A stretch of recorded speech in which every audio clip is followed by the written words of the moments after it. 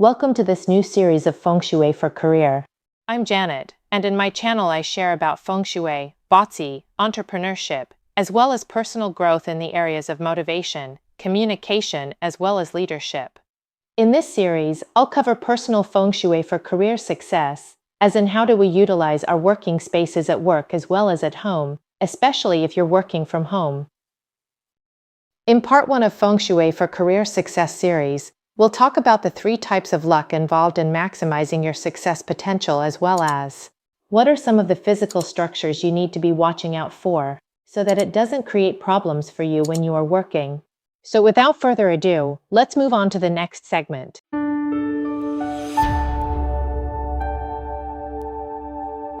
Let's revisit when we are looking at Feng Shui, what kind of luck are we looking at? Basically, there are 3 kinds of luck when we investigate from a Chinese metaphysics perspective. Like I mentioned earlier on in my first video in the Feng Shui series when I was talking about choosing a suitable home. So one of the first things that we look at is actually heaven luck, which I shared in the Bazi series or the Asian Personality Profiling System series itself, as to what you're born with in terms of your characteristics, what are the influences that will come into your life, and therefore what can you do to basically maximize your potential.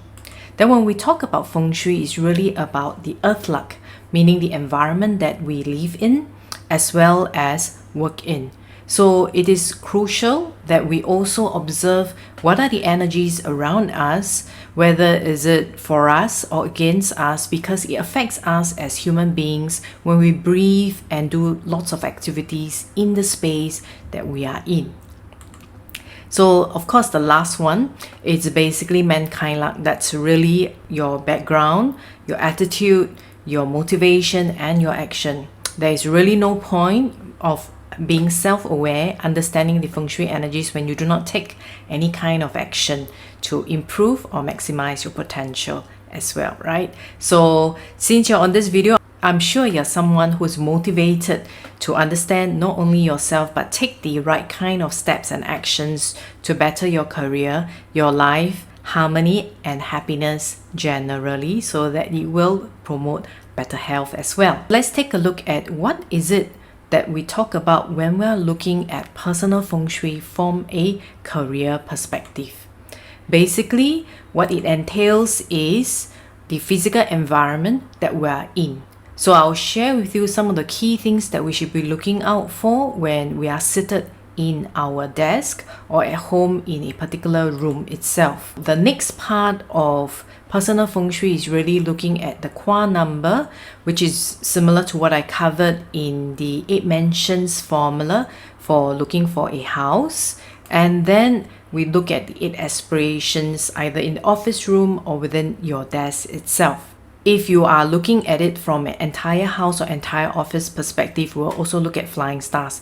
When we look at a physical environment, what are the key things that we need to look out for? You would have always heard that we should be looking for a solid wall when seated, so that it's a stable energy with support for us. And we should not be facing a huge wall in front of us or a tall building in front of us, because at times when you always look up and stare at a blank wall, it can basically promote some kind of blockage over a period of time. So if you are facing a wall, a panel, maybe you can either stick a garden picture or something pleasing to your eyes, so long as it's not tall and sharp, that represents obstacles. Then of course what we are looking at is simulating a bright hall, either with the pictures or when you're seated looking far away, so that it's representing a open and bright hall where your thoughts can flow well. Then we will check out for physical poison arrows. What does it mean by physical poison arrows? Basically, some examples of physical poison arrows are the beams that may be directly above our head, the columns, especially the rectangular ones that has its corner coming directly at you, or basically a big column, whether round or square, directly in front of you.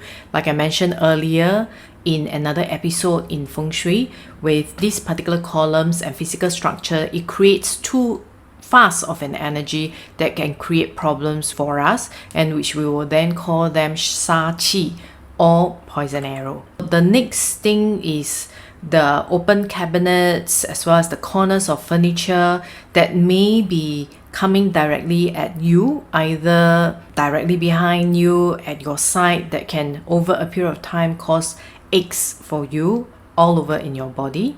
And if possible, try not to sit directly next to a staircase, whether is it going up or going down, generally because the flow of energy is too fast as well. Then when we look at escalators in office buildings, if your office main door or your office seat is too near an escalator, is similar to that of the staircases, which can cause too much of fast energies. Similar concept with if you are seated right at the end of a long corridor as well.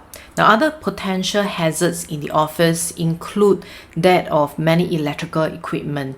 Why that's the case is because all these electrical equipment emits electromagnetic radiation, or basically energies that are not good for your health. And if you're seated at that particular location for a long period of time, it can be an issue.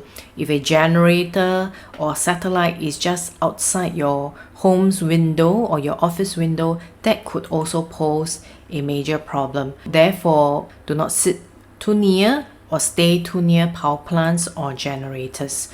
So photocopying equipment also has the same problem of the chemical emissions.